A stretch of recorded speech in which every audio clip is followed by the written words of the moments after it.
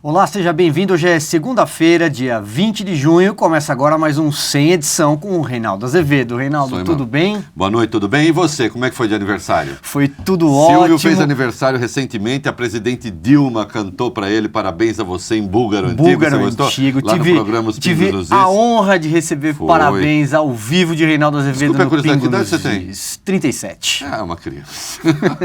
Nem sei, vou embora, não vou. Que é isso? Não converso com gente jovem. Já tive essa idade, faz tempo. Bom, Reinaldo, vamos lá.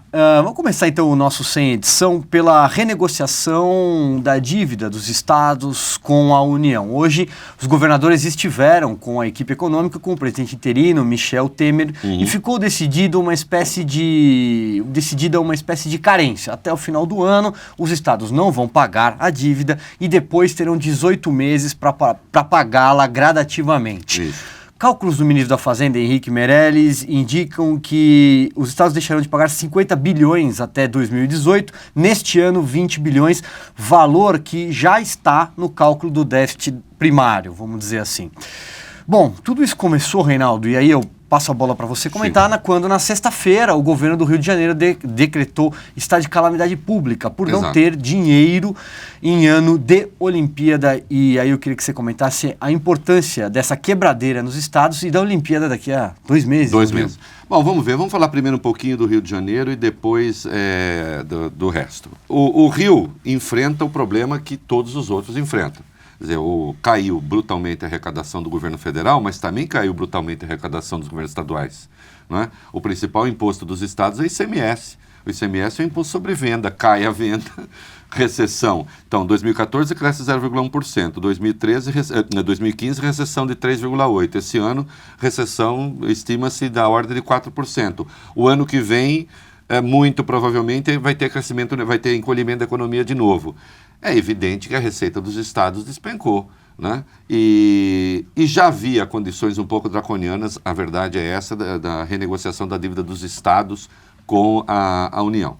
Então, o Rio de Janeiro enfrentou aquilo que os outros estados enfrentaram. Mas não só, né? O Rio de Janeiro enfrentou também a irresponsabilidade, porque é disso que se trata, de ter contratado a Olimpíada, tudo bem, um projeto de natureza federal, mas que caiu nas costas do município e do estado do Rio de Janeiro, na era do Brasil grande, do Brasil do Lula, do Brasil que não tem complexo de vira-lata, né? O Brasil tinha complexo de dálmata, né? Tinha complexo de pitbull, não é isso? E aí se fez essa despesa, e o Rio de Janeiro tem a questão do petróleo. Até o Merval Pereira voltou a lembrar a expressão a maldição do petróleo. A maldição do petróleo existe. Para governos irresponsáveis, existe. E o nosso é irresponsável e, portanto, existe. O que quer dizer isso? As regiões produtoras de petróleo recebem os royalties, uma parcela do valor que se produz ali da venda e tal. O Rio de Janeiro fechou as Olimpíadas quando o barril custava $130. Hoje o barril custa menos de 50. E já chegou a raspar ali nos $25. Isso uma questão. 2, houve a redistribuição dos royalties. Votou-se a lei redistribuindo parte dos royalties, então o Rio de Janeiro já não é mais quase um monopolista desses royalties, porque é quase um monopolista da produção. Então o Rio de Janeiro teve ali um triplo problema. Os outros têm um problema, o Rio de Janeiro teve 3, né? Que foi a recessão, a falta da renda do petróleo, a queda brutal da renda do petróleo e os gastos com a Olimpíada. Quebrou. Né? Então, evidentemente, mas aí para não ter quebrado. Bom, para não ter quebrado, ninguém deveria ter passado por recessão, mas aí já falamos. 2, evidentemente, o Rio de Janeiro deveria ter feito desde o começo aquilo que os países responsáveis que produzem petróleo fazem. Pega o dinheiro, coloca num fundo, este fundo rende, aplica-se esse dinheiro e aí o rendimento é que vai para a economia, não a coisa em si, não o dinheiro em si. E, portanto, você faz um acolchoado para as flutuações de mercado. O Rio de Janeiro, evidentemente, não fez isso e, portanto, era dinheiro que ia do caixa do petróleo para a saúde, para a educação, para a roubalheira, para tudo, né? Entrou no caixa. E,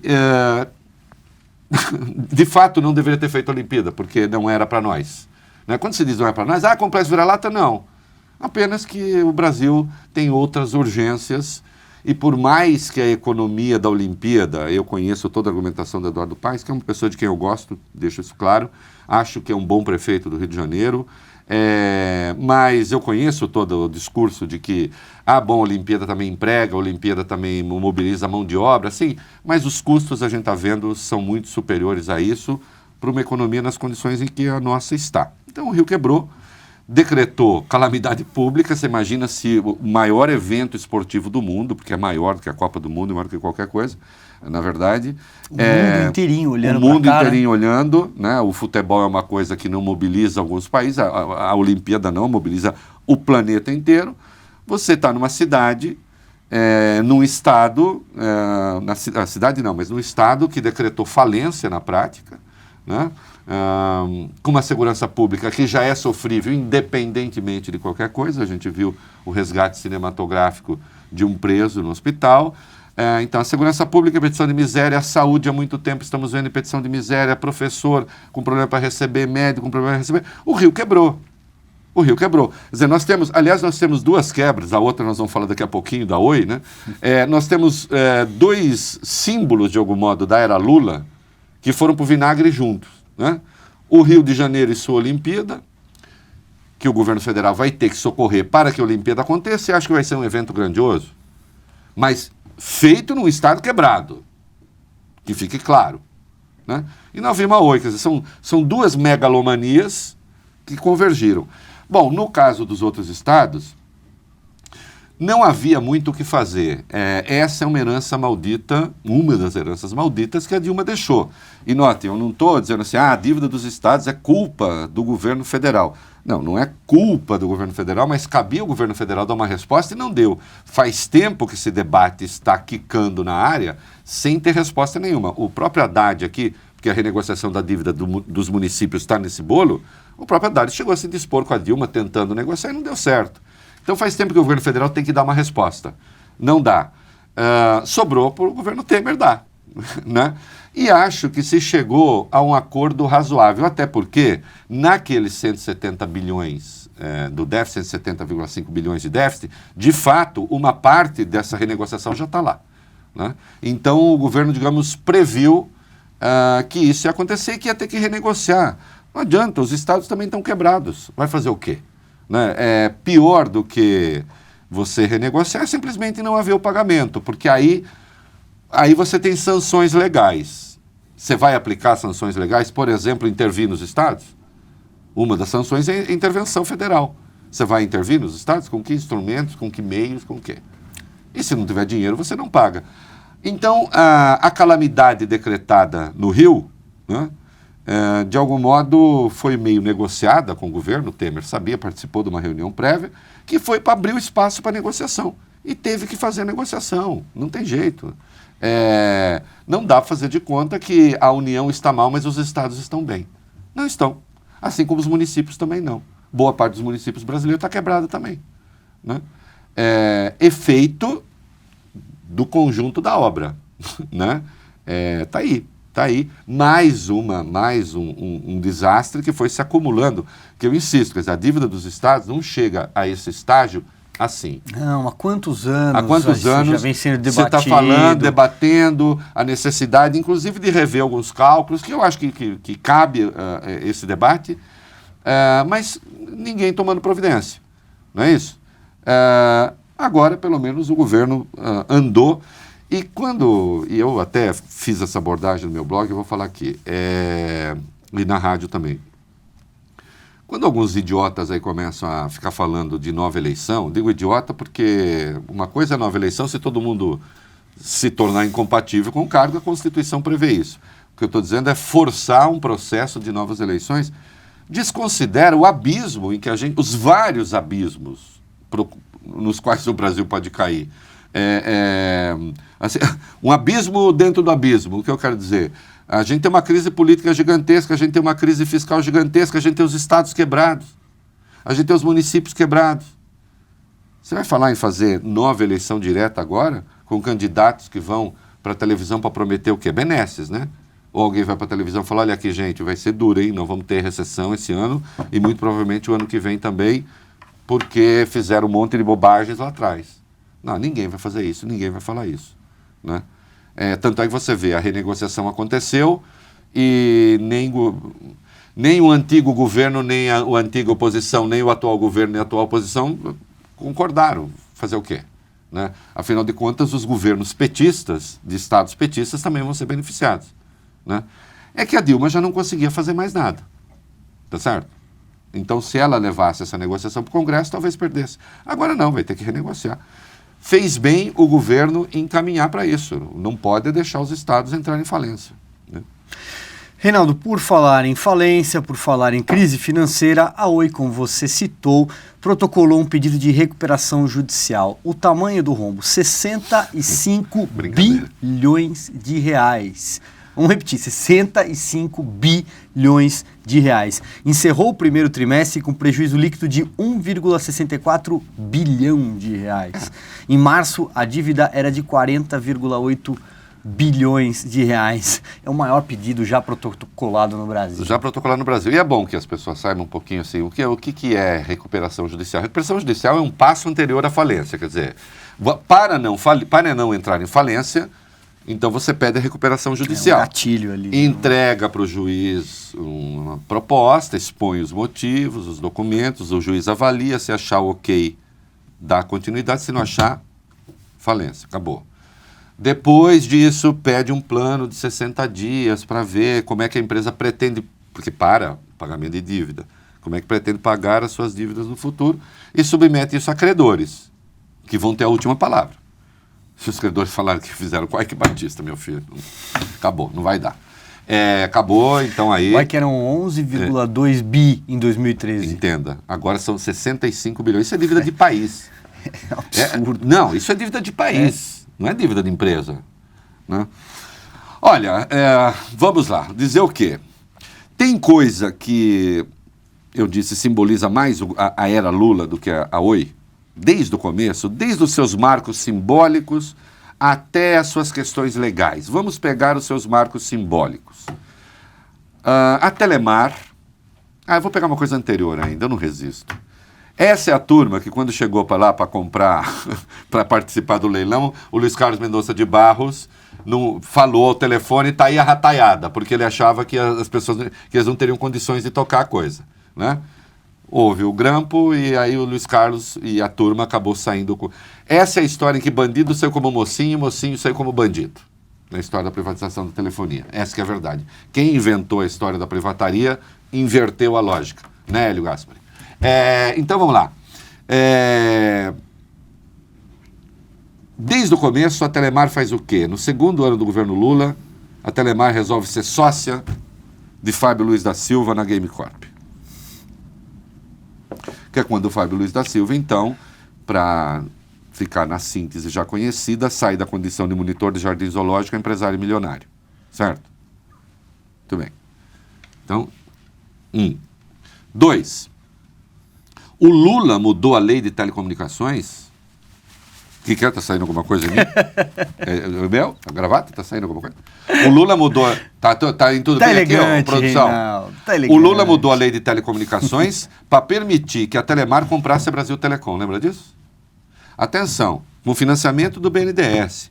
Atenção, deixou claro que só haveria financiamento do BNDES se fosse a Oi a comprar a Brasil Telecom. Outra empresa não servia. Era para a Oi. Que até a época eu cravei uma frase que está no meu livrinho de frases, né? No mundo inteiro se fazem negócios de acordo com as leis. Aqui se fazem leis de acordo com os negócios. Não é? E se permitiu, então, que a Brasil Telecom, aí sim surge a Oi, que a Telemar comprasse a Brasil Telecom.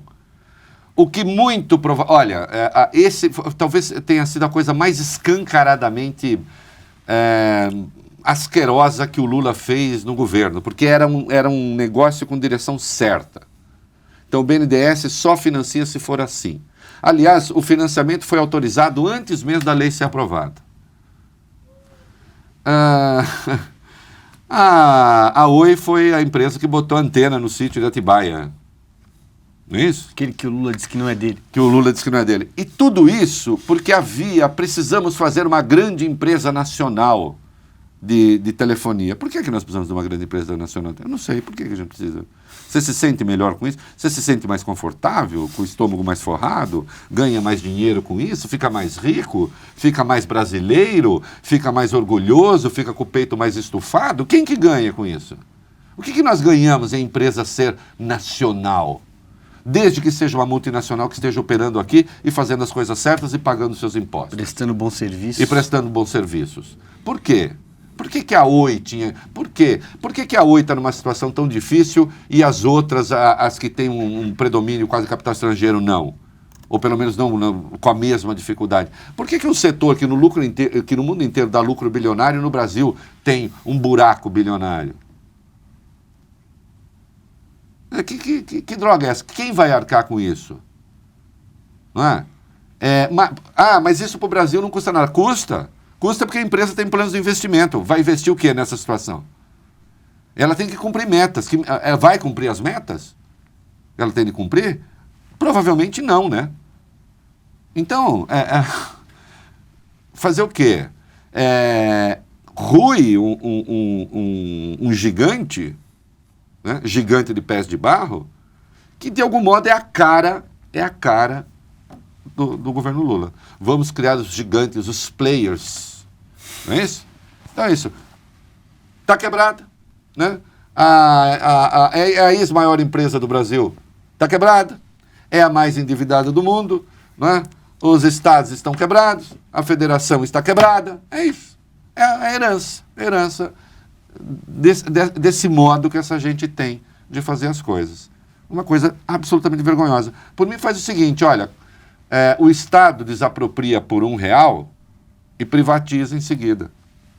Que tal? Reinaldo, por falar em herança, por falar no governo, em governos anteriores do senhor Luiz Inácio Lula da Silva... O meu mesmo, um grande governo. Eu tenho saudade. O pessoal reclama depois, o Reinaldo não... Eu tenho saudade, eu tenho saudade do meu governo. Era uma coisa linda. Pelo menos não acontecia o que está acontecendo. Não acontecia nada disso, ninguém sabia de nada, era uma coisa maravilhosa. Não tive que descer a rampa. Eu fazia bobagem, ninguém sabia, eu fazia bobagem, era aplaudido, era lindo aquele momento. Reinaldo, os empresários gostavam de mim, tem isso. Ninguém reclamava. Não tinha nenhum empresário banqueiro preso. me adorava, os empreiteiros me adoravam, todo mundo me adorava, os trabalhadores, todo mundo. Todo mundo ganhava. A carceragem de Curitiba andava vazia. A carceragem de Curitiba. Hoje aquele pessoal da carceragem, todo mundo gostava de mim. Estão querendo que eu vá para lá também. Dava presente, né? Reinaldo, o senhor João Vacari Neto, ex-tesoureiro do PT, o Moche de mochila. De mochila, né? Que é onde ele guardava dinheirinho. Era coisa bonita. Bom, notícia de hoje do painel da Folha de São Paulo diz que ele está pensando em fazer uma delação premiada. A notícia é essa já aventada de outra forma na edição passada de Veja. Sim. Né? Bom, Vacari estaria sofrendo pressões de familiares para que delatasse, para que dissesse o que sabe e estaria se sentindo abandonado. Coitado. Coitado. Nós tratamos isso aqui, né? Não só ele e o Dirceu, na verdade. Porque o Dirceu também tá. Né? Lembra que o Dirceu propôs como é que é uma cordileniência de partido? Esse maquina a coisa. O Moche foi abandonado, estão lá querendo largá-lo às traças, até porque a situação dele realmente é muito difícil. Ele é a pessoa mais citada nos acordos de delação. Praticamente todos os delatores citam o Vacari. Poderia ter um outro mentindo, mas todos mentiram e escolher justo o Vacari para mentir, acho que não. Né? Então, a situação dele é muito difícil, ele já está condenado, por enquanto, a 15 anos de cadeia. Né? Não tem muita saída para ele. E ele está percebendo que há saída para os que fazem acordo de delação. Aliás, saída muito boa, às vezes. Né? Eu estou até pensando em propor uma colônia de férias de milionários, né? Para os que fazem acordo de delação premiada, porque está começando a virar festa também. Né? Eu não me conformo até agora com o acordo do Sérgio Machado, mas já falo disso daqui a pouco. Né? Acho que é muito pouco, mesmo para quem faz acordo de delação premiada. E o Zé Dirceu, que nós já falamos, condenado a 21 anos, né? Esse então...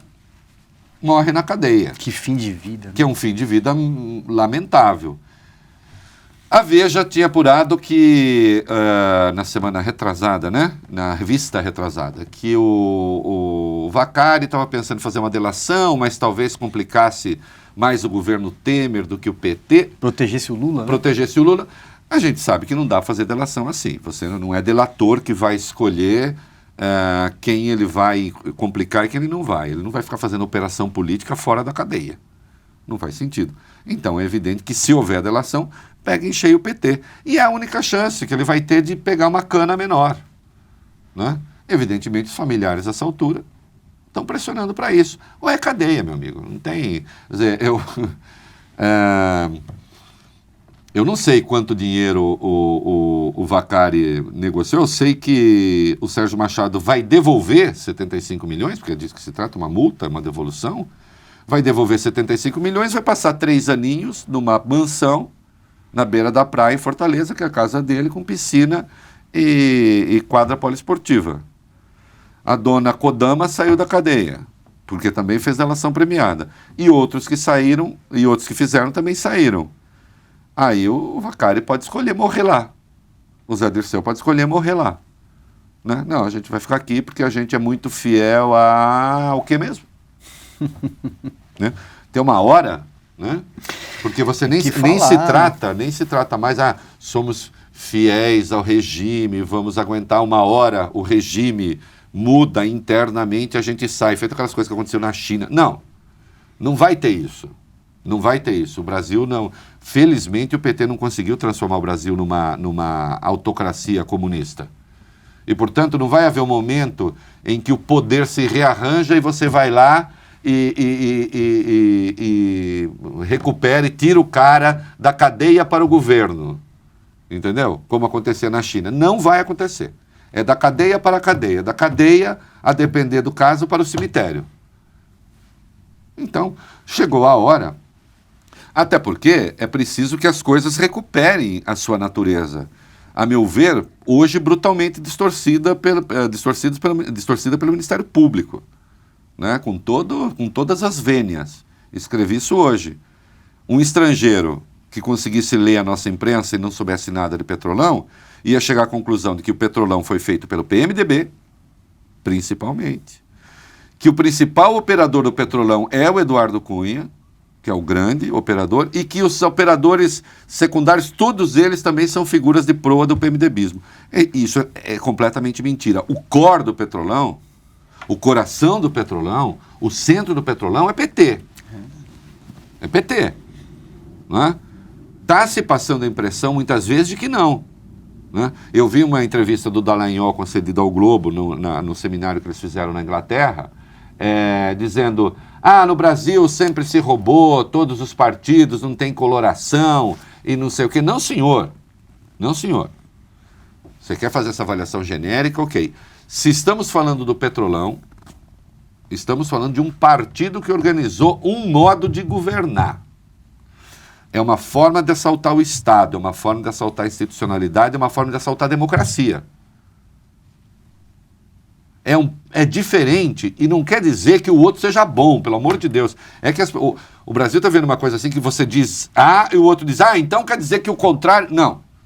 Eu não estou dizendo que o roubo feito pelo PMDB seja um roubo bom. Só estou dizendo que é diferente de você ter um projeto de assalto ao poder. Entende?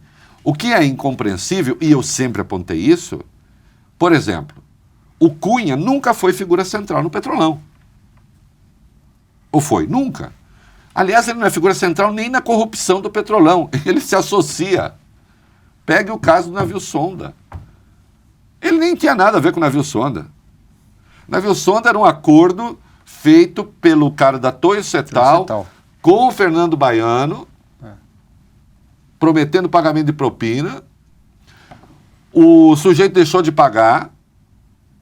Aí sim, o Fernando Baiano recorreu ao Cunha, isso segundo a denúncia, né? E o Cunha entrou na jogada e disse, não só vai pagar ele, como vai pagar a mim também.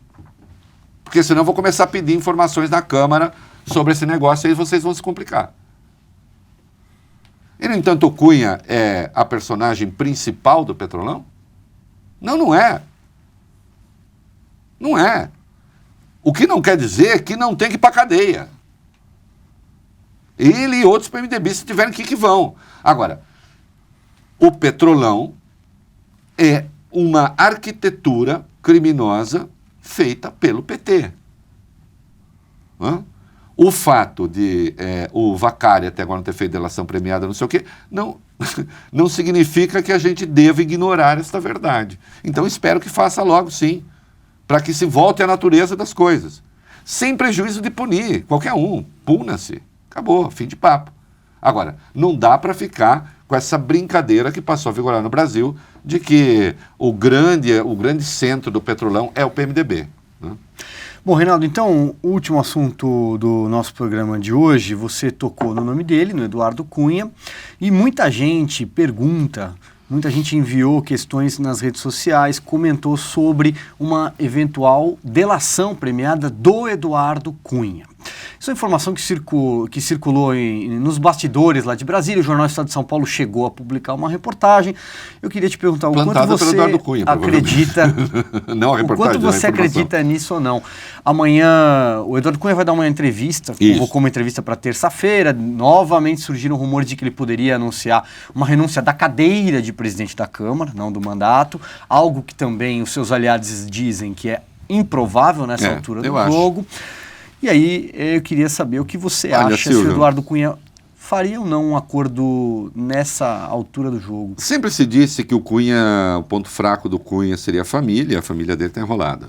Né? A mulher dele, a jornalista Cláudia Cruz, é hoje uma investigada na 13ª Vara Federal de Curitiba, cujo titular é o Sérgio Moro, que é onde, enfim, né, é o que se teme. O Cunha, por enquanto, tem foro especial. Deixa eu dizer uma coisa, e colo com o que eu acabei de dizer. Delação do Cunha, no caso do Petrolão, é irrelevante. Ele não é personagem central nem importante do Petrolão. O Cunha não controlava nada na Petrobras. Não controlava nenhuma diretoria. Os grupos do PMDB que tem influência lá não passavam por ele. Eu insisto, o Cunha se colou em alguns escândalos da Petrobras. Então, o que eu quero dizer? Quando começa a circular, olha que Cunha pode fazer uma delação premiada. E um monte de deputados se agita em Brasília, não tem nada a ver com o Petrolão, querido. Nada a ver com o Petrolão, tem a ver com financiamento de campanha, é outra coisa. A única denúncia que o Cunha pode fazer e que realmente é relevante é contar para quantas pessoas ele conseguiu recurso de campanha. Tem o dinheiro, origem ou não no Petrolão? Te digo, origem no Petrolão vai ser pouco. Tem outras. Aí, não sei, aí abre-se a porta do inferno. Quem vazou que ele pode fazer delação? E ele passou a negar que fosse fazer. Agora, eu acho que quem vazou, segundo a lógica, eu não estou passando uma informação, eu estou operando com lógica neste momento. Só pode ter sido ele. Para quem que ele está dando recado? Para os que vão votar, né? Sim, claro. Afinal de contas, são 257 votos. Olha, ele precisa de 257 votos para se salvar ou precisa de 257 votos para aprovar o relatório. Ele está, digamos que ele tenha financiado 30, vai, para jogar baixo. São 60 votos. Né? Tira 30 daqui para 30 para cá. Então...